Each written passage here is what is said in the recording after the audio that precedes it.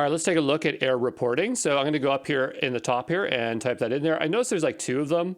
So I just want to make sure that they're going to the same place. But if you notice here, and you might have something or you might not have something, but earlier on, I guess I was running base a month ago, I was running a Kubernetes cluster, and we're getting some error occurrences. So here you can see an example where I think it looks like it was trying to get ready, or the pod didn't scale. And so we can see that there are these issues. I can acknowledge, resolve, or mute them. Now this cluster is gone, so I can just go ahead and check these however I want.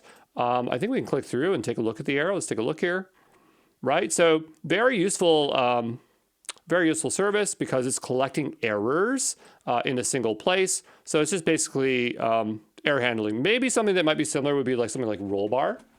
Okay, so rollbar error handling or Sentry.